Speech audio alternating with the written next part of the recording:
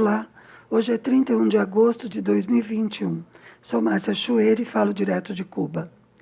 Faz 75 semanas que comecei a gravar esta série de programas. Quando fiz o primeiro, a pandemia estava bem no início. No dia 17 de março de 2020, havia 4 casos positivos, todos importados. Eram 3 turistas italianos e um cidadão cubano contaminado pela esposa que estivera na Itália. E naquele momento, já estavam internados em vigilância epidemiológica 90 estrangeiros e 169 cubanos, por serem contatos diretos ou indiretos dessas 4 pessoas. Desde o início, Cuba adotou o controle de contatos de positivos.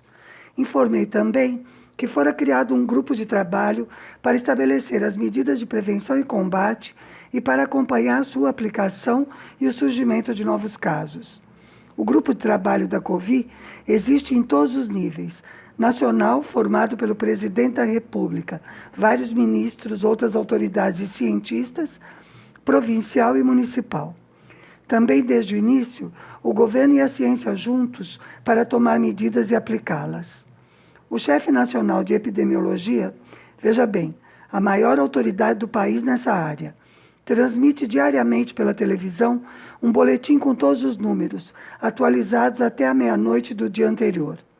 Enquanto foi possível, ele informou diariamente dados detalhados de cada falecimento, sexo, idade, município de residência e se tinha comorbidades. Isso é informação, mas é também respeito às famílias dos falecidos, que não são números, são cidadãos. Com o aumento dos casos, o relatório agora é feito agrupado. Quantidade por gênero, por idade, por municípios de cada província e por tipo de doença associada.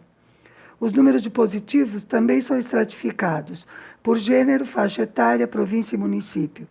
E ele informa também quantos estão em UTI, quantos graves e quantos críticos. Além disso, compara com dados do continente e do mundo. São discutidos também outros temas, como a ação das vacinas, sua importância, as novas variantes do vírus, a necessidade das medidas de proteção, os cuidados com as crianças. Não se trata só de informação, é também educação para a saúde. São verdadeiras aulas de epidemiologia, explicando os dados e o que significam. E para que tudo isso? Esta é a democracia cubana. Trata-se com transparência uma questão fundamental para o país e se demonstra que estão sendo tomadas todas as medidas necessárias, seguindo as orientações dos melhores especialistas. Depois de um aumento muito grande do número de casos, que inclusive levou aos cuidados dos casos leves na própria casa, os números começaram a baixar lentamente nos últimos dias. Isso está sendo observado, mas uma hipótese bastante forte é que seja resultado da vacinação. Somando todas as ações, cerca de 50% dos cubanos já tomaram pelo menos uma dose de vacina. Mais de 40% já tomou 2 doses e cerca de 30% já tomou as 3 doses necessárias para a imunização. Até o final do ano, toda a população deverá estar imunizada. Essas ações e resultados são impressionantes. Mais ainda, se consideramos que o país enfrenta uma forte crise econômica com a suspensão do turismo, que é uma das principais fontes de receitas da ilha. Crise que foi agravada pelas 243 medidas coercitivas impostas pelo governo Trump, além do bloqueio, e que Biden não suspendeu. Mas o que eu quero mostrar é como uma ilha do Caribe, sem recursos naturais e sob bloqueio econômico há mais de 60 anos, consegue resultados tão melhores que todos os países da região e inclusive que países ricos. Como consegue controlar os casos, produzir vacinas próprias e imunizar a população? A resposta é: políticas públicas que valorizam o conhecimento, a ciência e a produção nacional, buscando soberania. Mais que isso, políticas que se desenvolveram de forma sustentada durante esses 60 anos, mesmo nos momentos mais difíceis do período especial.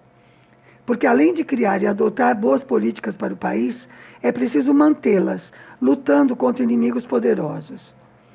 Essa mesma lógica se aplica ao enfrentamento de fenômenos meteorológicos, como aconteceu esta semana com a passagem do ciclone Ida.